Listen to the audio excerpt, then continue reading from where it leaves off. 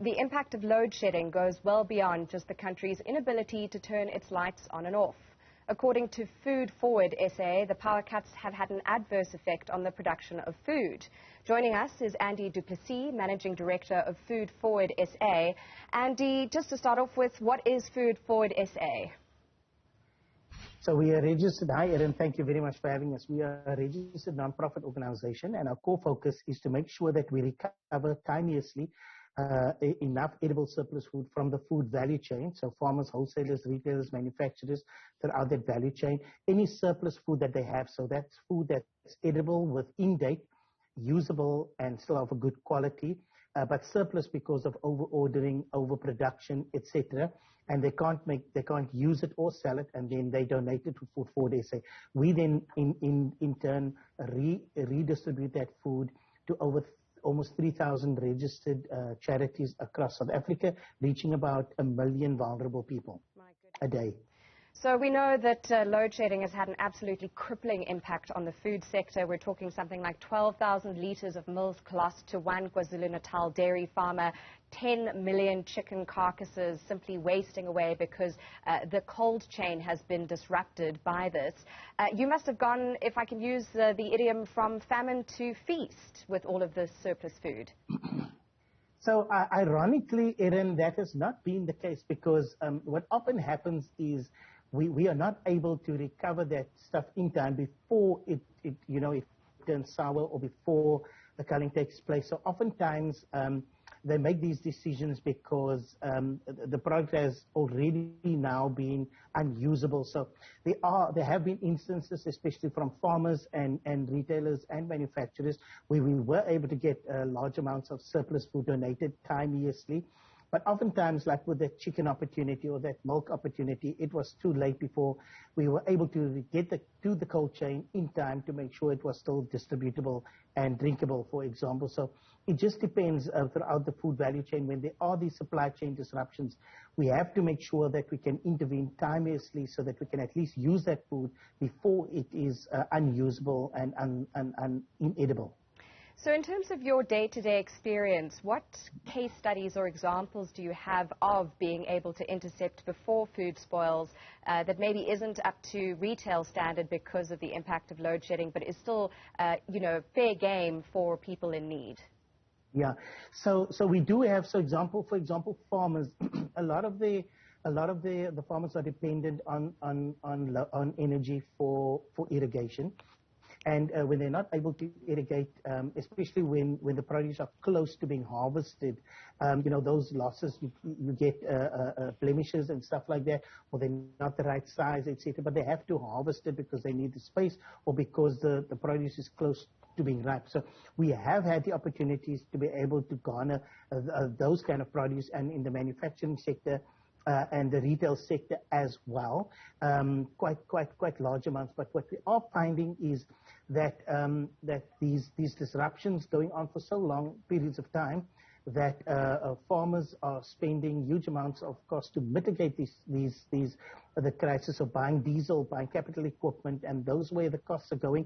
And it's going to affect food prices down the line, which will affect our food security situation in South Africa. And we're already facing the challenges of the cost of living, ongoing load shedding, poor service delivery, and prospective ongoing food insecurity. What more can you share about that based on what you're seeing? So based on a meeting we had with government and business last week, we've obviously learned, and it's been in the media, that over 500 million rand is what business is spending a day on diesel. And over R1 billion has been spent on capital costs to mitigate against load shedding. So that's the scenario right now. It's not sustainable, and it does mean that profit margins are minimized. And it also does mean that retrenchments may loom. It's not a sustainable situation for our country. It will stifle economic growth, and we cannot go on with the kind of stages we have been seeing in terms of load shedding over the last few weeks. It's just untenable. So I know, Mr. du Plessis, you said I could call you Andy. You have a background in school feeding schemes. Have you been able to funnel any of the spoiled goods that have emerged because of load shedding into school feeding programs? And how has the response been, if so? Absolutely, we have. So as you are aware, a number of schools are on the National School Nutrition Program, so they should be getting a standardized breakfast and lunch in some schools. But there are also a number of schools that have fallen through the nets. And so we have a partnership with the Kellogg's Foundation and with PepsiCo Foundation, where we are making sure that as best we can funnel goods into those schools, especially after school, when they have extra lessons or they have those where they're waiting for the kids, parents to fetch them, the after school care programs. We're making sure that those schools are getting the food that they need. But as you know, we're talking about millions of children throughout the school system, and as we say, that the school nutrition program should be taking care of that. Just to hone in on that, in terms of food insecurity and the risks that it poses for development, for growth, for learning, can you, based on your experience at schools, talk to how important it is that we are getting those food schemes running properly? Yeah. Absolutely. So everything starts with food. The foundation has to be a food secure nation. And while South Africa has a net surplus of food, we have enough food to feed all our people, there are problems with accessibility to food and affordability of food. So in South Africa, over 27% of our children up to the age of 5 years are stunted, which is a malnutrition-related disease. They're not getting enough nutrition to grow for their age. So almost a third of our children are suffering that kind of malnutrition.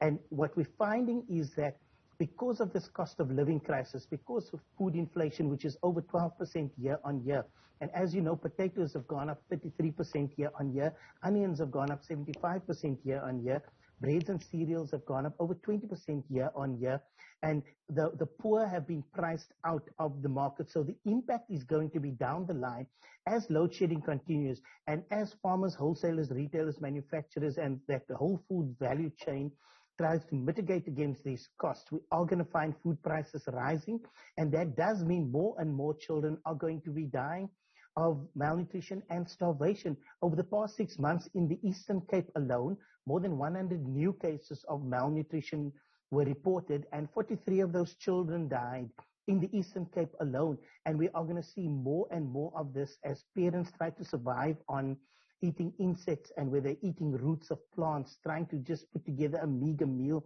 for themselves and their families. We are going to find malnutrition spiking, and we are going to see political unrest if we do not quell the food insecurity crisis spreading across South Africa. Sober message there. Andy, before we close off, if there is anyone who has surplus and has been moved by your work and would like to provide that to FoodForward SA, how do they get hold of you? They can reach us by email at info@foodforwardsa.org, or they can give us a call at 021-531-5670. Please reach out to us if you're a manufacturer, you have those surpluses. We have food safety protocols in place to make sure that food reaches people in a safe manner and in a dignified manner.